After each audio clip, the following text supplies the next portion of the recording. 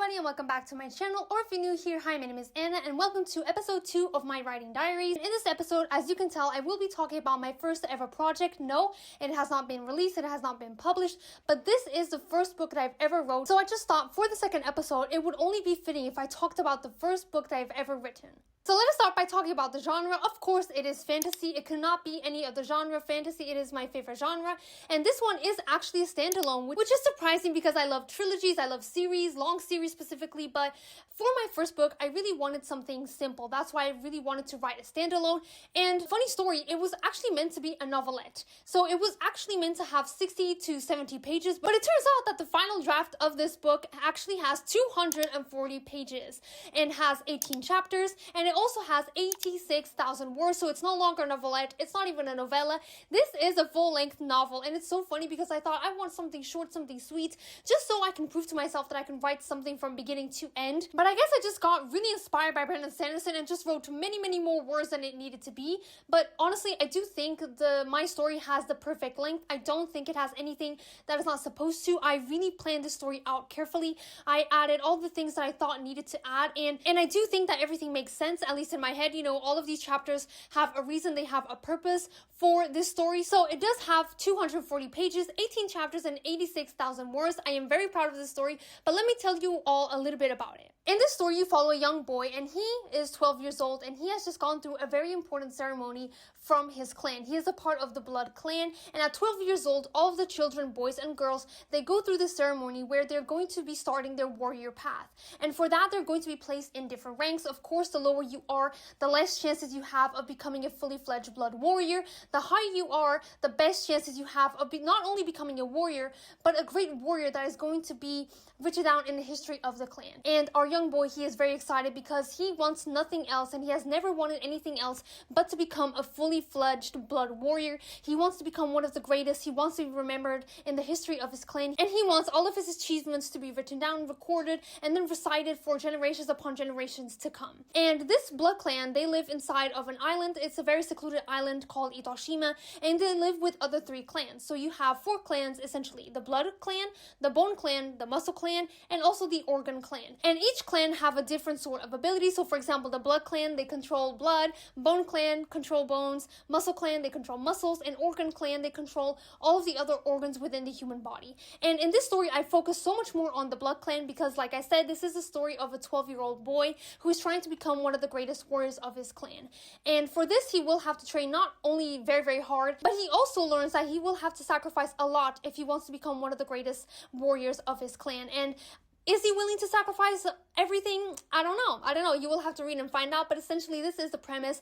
As you can tell, I really wanted to play with the theme of greatness. I think it's such an amazing theme to delve into, to debate, and to discuss. And I hope the premise left you a little bit more interested in my work. And it does have a title which is called The Light of Greatness. And I really hope you are excited. I hope I piqued your interest at least. And just a little bit more about this book. I actually started writing this book in 2025, but it does have more history to this because in 2022, this is when, you know, at the end of 2022, I created this world, and I just didn't really know what to do with it. Of course, I do want to write a big epic fantasy trilogy, but I don't think I was just there yet, you know, in terms of consistency, even in terms of just writing routines. I didn't really have anything laid down. I also didn't really know what my voice was going to be. It was just very hard writing a first, you know, fantasy book. If it's going to be an epic fantasy book, there are so many details that need to be set in stone in order for me to even begin writing, and I just found that it was very hard to do so. So in 2025, this is when I decided to write something small. It's still a short book, not long by any means, but it was supposed to be shorter, and I decided, let me just write something from beginning to end and prove to myself that I can actually finish something, because at that point, I started so many projects, but I never finished anything, and that was my idea. So from April of 2025 until November of 2025, I wrote all of these 240 pages, and then from November until April of 2026, this is when I edited my full book. So right now, The Light of Greatness, it has been, written, it has been edited and revised by me, and now I'm at the phase where I have actually given it away to 2 people for beta readers. I have received feedback from one of them, and honestly, it wasn't as bad as I was expecting it to be, because one of the reasons why I'm a little insecure about this story, it's because the main character, I'm going to talk talk a little bit more about this, but it's not, the most likable main character you're going to find. But honestly, the feedback from my beta reader was very helpful, and I do understand that there are a few things that I do need to change in terms of length. She did feel like some parts didn't really need to be there, which it's contradictory to what I said, because right now I'm in a pickle because everything just feels essential to me. I don't know what I'm going to cut. I don't know, but I will have to find a way to make the story a little bit more action-packed, because that was another thing she said. The pacing, it's not off, but in the beginning, there's not much happening, and then by the end, everything is just happening at once. It's kind of like a Sanderlange. I didn't mean it to be a Sanderlange, but I do think in the beginning, there needs to be a little bit more action to the story, So that is where my current project, The Lie of Greatness, is. I'm just waiting for my other beta reader to give me some feedback to see if she does share the same opinion. But yeah, this is where my first book is at. And now I'll be talking about what actually inspired me to write the story. And now you ask, where did this idea come from?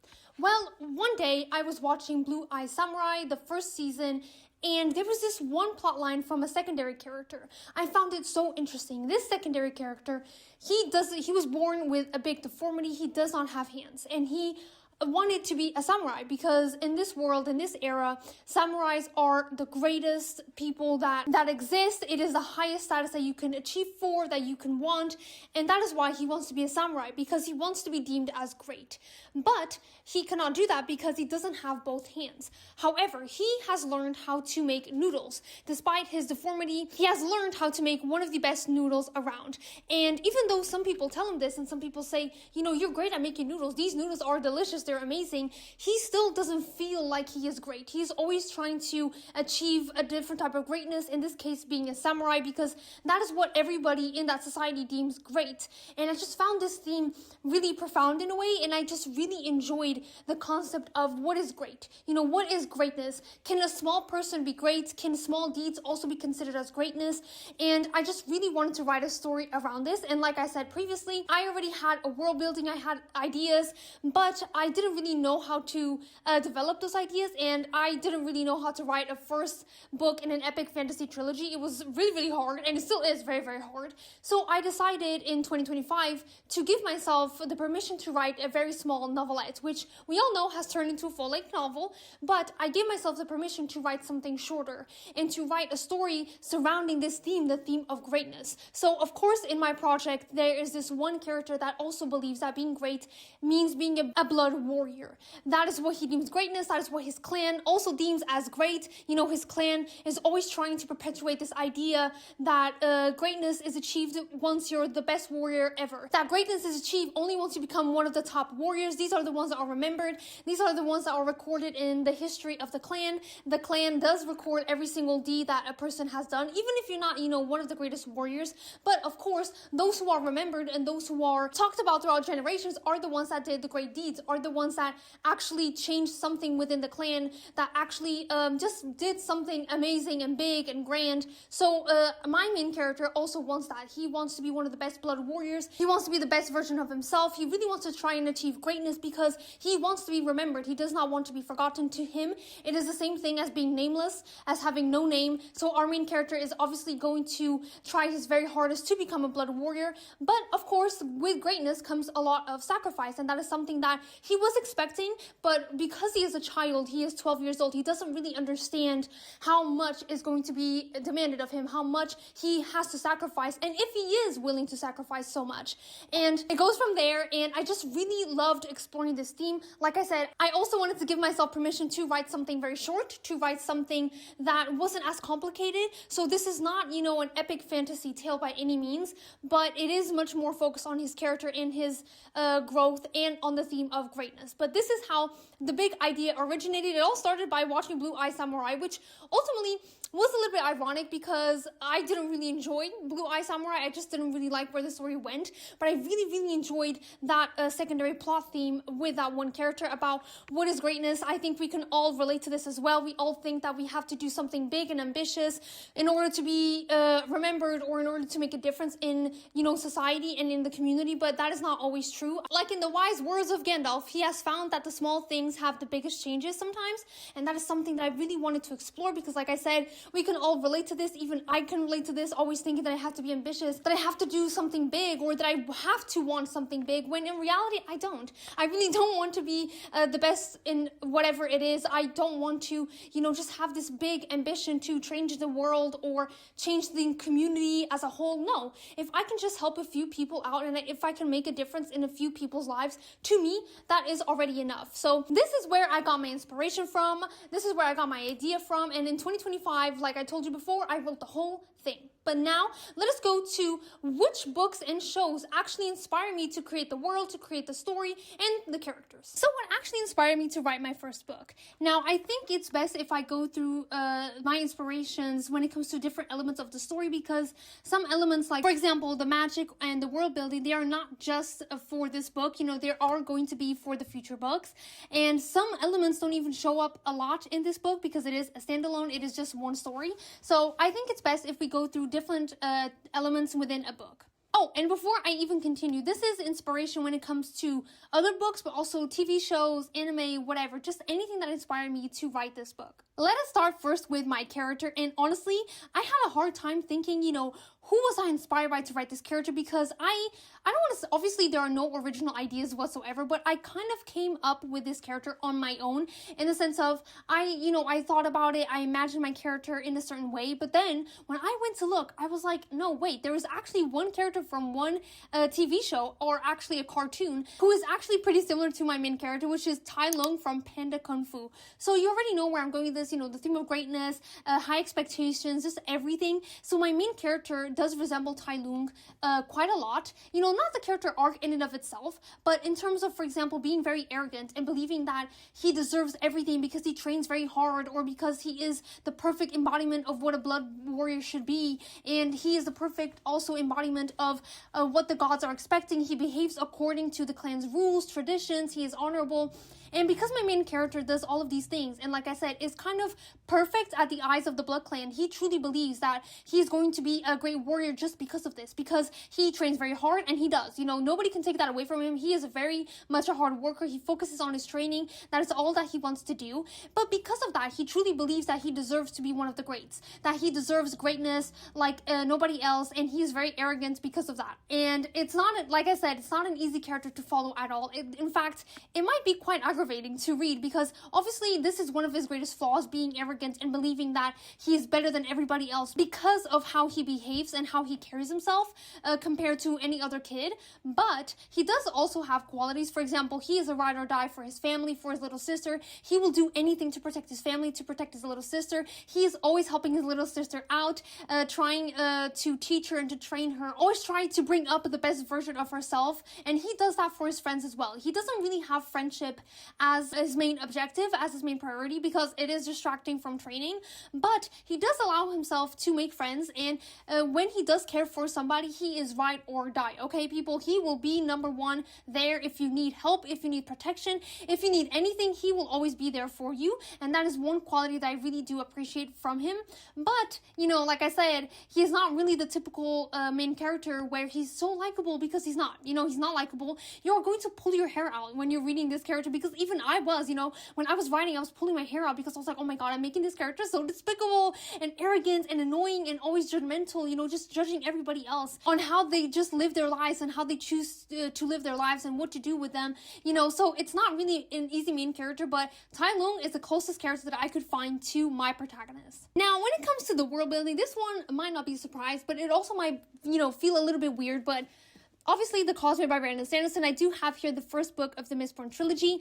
He was kind of a big inspiration for me when it comes to the setting, but mostly world building specifically, the lore of my book. And I don't know if I'm going to change that. The lore of my world doesn't really impact this standalone book, because like I said, it's just standalone. It's very much focused on the main character and the theme. So I might change the lore, because it is quite similar to how the Causeway was formed. You do have some shards that are the ones that give different powers to all of these people. but the story is not quite the same in the sense of you in my world, you had two gods. One of them wanted to destroy the other, and that's why the other god just decided to commit suicide and give out the power to the people, because it would be much harder for the other god to find the other shards and therefore consume the other god's power. But because I think this is so similar to the Cosmere, I might actually make a few changes. I don't even know if this makes sense, honestly.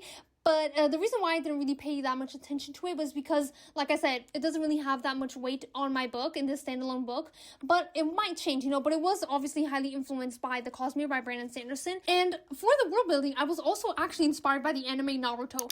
Honestly, this whole thing started because of Naruto, because I wanted to write about Itachi, but it has nothing to do with it now. There is one character that is similar to Itachi, but that is for a different book. That is for my fantasy trilogy. But I did pull some inspiration from Naruto, mostly when it comes to the ranking. I did the ranking systems, and I thought it would be really, really fun where you have, 7 different masters, and each master has a group of 3 students that they're going to train. And I just thought that was very, very cool. I love that idea from Naruto, where you have, just different teams of 3. And I just love that, I love that. So I stole that from Naruto. So for the narrative, this one might be a little bit of a surprise, but I do have here Jade City by Fonda Lee. And I didn't, it has nothing to do with the story and the setting or anything, but one thing that I really took from Fonda Lee was how these clans functioned, in the sense of, for example, I really just enjoyed how Fonda Lee had this quote for the clan, and I'm going to read it. "The clan is my blood, and the pillar is its master. On my honor, my life, and my jade." And I just absolutely loved this, and I really wanted something similar for my clan. So, of course, whenever these children are pledging allegiance to the chief of the clan, they're also saying something similar. I don't want to say what it is, because it's so cool. It's so freaking cool. So I'm not going to tease that much. But yeah, that is truly what I took inspiration from when it comes to the Greenbone Saga. I just loved how they had a relationship to the clan, how they were all, I don't want to say brainwashed, but how they just pledged allegiance to the clan. The clan was above everything and anything else. And I really wanted to bring that same sentiment into my own book. And also, I just really wanted to have this cool quote. And honestly, this one might be the biggest surprise of all, but The Bone Witch by Rin Shepeko. Now, it wasn't exactly this trilogy, but Rin Shepeko wrote another short story from the point of view of Callan, which is one of the characters from the Bone Witch trilogy. And in that short story, she went through the 5 stages of grief, and that really inspired me because, like I said, my main character, he is going to do everything in his power in order to become a great blood warrior. But with that comes sacrifice. And of course, things are not going to end well for him. I'm just going to say this right now. Things are not going to end that well for him. And I really got inspired, and I just remembered the 5 stages of grief, and I really enjoyed how Rin Shepeko wrote Callan's point of view with the structure of the 5 stages of grief. I was inspired by that, and it really did help me a lot in writing just the consequences of what the young boy did, because of course he's going to try to be great, and it's not going to end great. I just used the 5 stages of grief to really depict what can happen, what are the consequences, and what was going through his mind. And next we have greatness, but I don't really want to talk too much about it because I've already mentioned it before. The theme was totally inspired by Blue Eye Samurai, and I just wanted to explore what is greatness. What is greatness? Do you have to be somebody with a big talent in order to be great? Do you have to have big achievements in order to be great? Or can greatness be found in the smallest things, in the smallest people? Do you always have to be that ambitious in order to be great or considered great? And that is just what I wanted to explore with this book. And I really tried to have an open mind about this subject. And what I mean by this is I really wanted to leave for interpretation. I do have arguments on both sides. So I just really wanted the reader to be able to kind of look at those arguments and think for themselves and have their own opinion. I hope I did that. I really hope I did that, because you're not going to really find an answer for this book. The main character, our young boy, he is going to find an answer for what is greatness to him, but it's not necessarily the correct answer, you know what I mean? So that is just really something that I really wanted to make sure that I had a space for the reader to just interpret this theme and these arguments in their own way. And finally, when it comes to the magic system, this is going to sound very weird, but it's actually the anime Black Clover. And the reason why I say this is because here in Black Clover, it's not anything, similar. How do I say this? It's not anything similar to Black Clover, but it also is. And what I mean by this is Black Clover has a magic system where you have grimoires, books that give you magical powers and magical abilities. That is not the case in my story at all. And the rules are also not the same. What I mean by I was inspired by Black Clover, it's that there are these set of characters that they have powers that are connected to the body, biological powers. So you have a person that controls bones, you have a person that controls muscles, blood. And I know, of course, this is not the only anime that does this. These powers are not original or new by any means, but this is where I actually got inspired from and inspired by. Some of the powers, some of the moves are from there as well. For example, the blood clan specifically can also be traced back to Jujutsu Kaisen by Choso, which is one of the characters from Jujutsu Kaisen. He has blood power, so I was also very much inspired by him. And that is what I mean, you know, it's not exactly the rules, but it's just the powers in and of itself. I just thought that it was really cool. I also wanted something a little bit gross to match the world, because this world is inspired also by those powers. It's very decrepit. It's very gray. You know, if I had to pick a color for this world, it would be gray. It's decrepit. It's weird. And that's why I just really wanted these powers to also reflect that, to be weird, gross. So yeah, you're going to have some people, not in this book specifically, but of course the people from the Bone Clan, they're going to break a lot of bones. There's going to be a lot of, you know, dislocating things. So I just really wanted that gore, and I am very, very excited for you guys to see these powers and to see how they can be used. In this book though, it is focused on the Blood Clan, so you're going to see some blood powers, but you're not going to see that much because this is just the beginning. You know, they're 12 years old, so they are learning how to use these powers, these blood abilities. So that's what you're going to get. You know, you're going to get the beginning of how to control these blood abilities and the very basic of it all. So please do not expect a lot of powers, a lot of gore, blood flying everywhere. That is not going to happen in this book, but it is of course something that's going to happen with my fantasy or epic fantasy trilogy in the future. I don't know when that one is coming out. I am writing the first book. I've only written 3 chapters, but for this book, The Light of Greatness, you're just going to get the basic powers from the Blood Clan. But I was inspired actually by Black Clover when it comes to the magic system. And these were all of the books and shows that inspired me to create this world, to write this story specifically.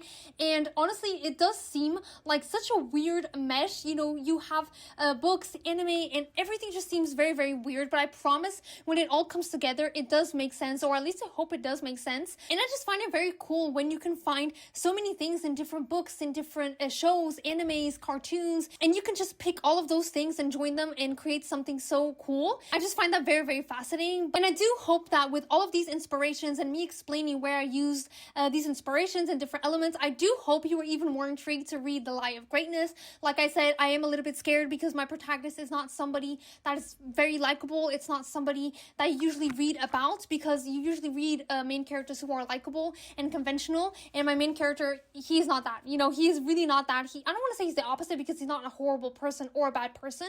He's just somebody that is very aggravating, and I'm a little bit scared that people are not going to like my book because of that. But it is what it is. You know, I am proud of what I wrote. I am proud of everything that I've done and everything that I've created, and I can only hope by showing you all of these inspirations and telling you the premise of my book and showing just the hard work that I had writing this book, that you were a little bit intrigued to stay around and find out when it's going to come out, when I'm going to publish it, and eventually even read it. And now lastly, let us talk about what is next for this project. Well, right now, my project is actually on the hands of my beta readers. I have already received feedback from one of them, but I am still waiting on the feedback from my other beta reader. I only had 2, and the reason why is because I didn't want to share my story too much with everybody, because this is my first time writing anything, and it's scary. And it's honestly very scary to share your writing with other people. I've always shared my writing with my boyfriend. He has always been, you know, my only reader. So it was just kind of nerve-wracking to show my writing to other people, and he will always be my alpha reader. You know, my boyfriend will always be my alpha reader, but this is the first time where I did have beta readers, and it's actually not that bad, because the feedback from my first beta reader, it wasn't even that horrible. It wasn't that catastrophic. I do have some things to change, but it wasn't that bad. I thought she would absolutely say, I hate the book, this is awful, do not write anymore, this is not for you. But honestly, it just really wasn't that bad. So please do not be afraid to share your writing with some other readers.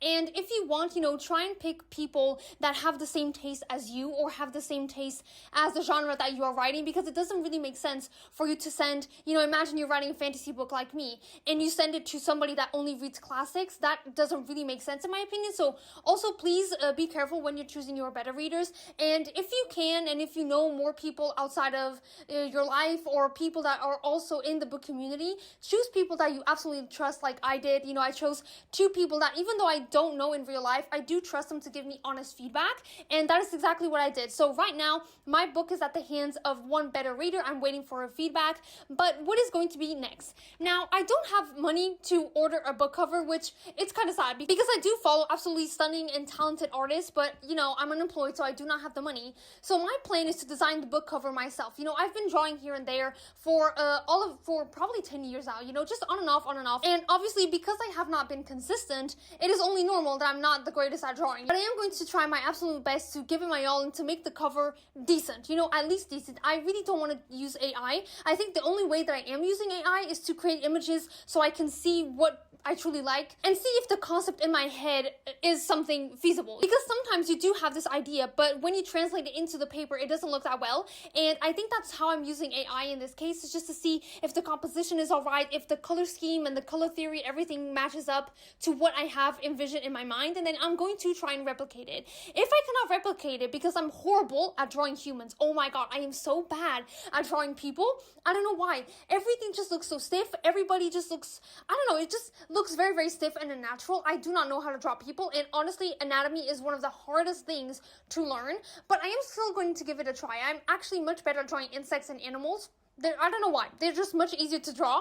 They just have a different anatomy. If I cannot draw the cover that I do have in my mind, of course I do have backup covers that are a little bit more simple. It's not going to be as epic and grand, but at least it's going to be done by me. And that is something that I will truly be proud of. I really want to be involved in every step of the way of this project of mine. And if I do have some skills to draw, then why not use them? So that is what I'm going to be focusing on next until I get my feedback from my other beta reader. Of course, when I get her feedback, I'm going to see what changes I need to make, if those changes may even make sense or not, but that is for later. Right now, I'm just going to focus on my book cover. Of course, I've been promoting my book here and there on my Instagram and on my TikTok. If you do want to follow me, I do have the link in my YouTube bio, and that is the hardest part. It's actually the marketing. I do have some ideas, you know, I really want to reveal the title, although I've said the title, The Lie of Greatness. I do want to reveal it in a very dramatic way. I also want to reveal the dates that it's coming out in a very dramatic way, and also the cover. Everything has to be dramatic, okay? Until then, everything does have to be dramatic. I don't know when I want the book to come out. I think it's going to be late November because I want to have everything just ready. I also want to translate my book into my native language, which is Portuguese, so that is also going to be taking a while because I do have 240 pages to translate, which is not easy, but I'm going to try my very, very best. So those are the next steps for this project. It's just right now creating the book cover and then changing what I need to change according to my beta reader feedback. And then afterwards, it's just marketing it, promoting it, which is the worst part. I think every single writer does say this. It's just the worst part, promoting your book to a bunch of people, because there are just so many books out there on the market. There have never been these many books, especially now with AI. You have a lot of people writing books with AI. So you just have really just so many books to choose from that it's so hard to make your own book stand out. That is what I'm scared of. And my biggest fear, actually, it's not even that people don't like the book. Of course, that is one of the fears. That's probably my second fear. But my first fear is actually people not knowing that my book exists. Not knowing, because there's just so many books out there that they just, you know, didn't pay attention, or the algorithm just really didn't push my videos up to those people that maybe would have given my book a chance. That is my biggest fear, is people not knowing that my book exists, which it is what it is. You know, there's not much that I can do about it, but yeah, marketing is definitely going to be the hardest part for my book. And honestly, I totally forgot to say this, but my book is going to be self-published. I am going to self-publish my first book, and I think it's going to be on Kindle. I don't know if you can make the book free, but if you can, that is my idea. I really don't want people to pay for my first book, because I have the conscience that it is my first book, so it's not going to be my best work. It's probably going to be my worst work when I keep on writing. You know, it's going to be the worst thing that I've ever wrote, because it was the first thing that I ever wrote, and that is why I really don't want to charge people. So if it can be free, it's going to be available on Kindle for free, but if it cannot be free, then I'm going to make it as cheap as possible. If it's going to be 99 cents, if that is the minimum, then that is what it's going to be, 99 cents, just so you can read my book. And I think this is the best, like I said, the best choice, because it's not going to be the best book you're ever going to read. I wrote it, I edited it, and I did have some better readers, but at the end of the day, I'm the one that's going to change the feedback. There was no professional that was out here revising and editing my own book, so I do understand that's not going to have the same quality as other books. That is why if I can make it free, it's going to be free. If I cannot make it free, then expect it to be just 99 cents, so just so everybody else can read it and not have the problem of not having enough money, and then giving me honest feedback, because that is something that I'm also looking for. having a lot of people reading my book and then having constructive criticism. Please don't tell me that my book is shit. Okay, I mean, that is your opinion and that is fine, but it's not really gonna help. Okay, it's not really gonna help. If you really do think that my book is trash, then please tell me in a constructive way and a little bit in a nice way, because I am sensitive. But that is everything that I have for you guys in this video. I do hope you enjoyed the second episode of Writing Diaries. I just really wanted to talk about my own project, my first ever project. I wanted to talk to you about what inspired it, when did I start, how was the process, and what's going to happen next for this book, where I am right now with the book, what am I going to be doing. I just really wanted to talk about my own project. And for episode 3 of Writing Diaries, I actually am going to do something a little bit different. I think it would be fun if I gave you guys some tips on how to stay creative and how to be consistently creative and inspired and motivated, and not give you my own writing tips just yet. I do think you need to be in a good mental space before I give you any writing tips or any writing routines or show you my own writing routine, because I do believe in order to be creative in a consistent way, you do have to be not mentally stable, because I do think nobody is mentally stable, but at least in a good mental space where you have some systems and you have some routines that actually work for you. And that is it for this video, guys. I really do hope you enjoyed once again. Please let me know down in the comments below if you are excited for my first ever book to come out, maybe later this year. I still don't know. The Lie of Greatness. Please let me know if you are interested, and please do not forget to like and subscribe, because it does help my channel out a lot and it gives me a lot of motivation and validation to continue filming these videos for you guys. And I will see you on my next video. Bye!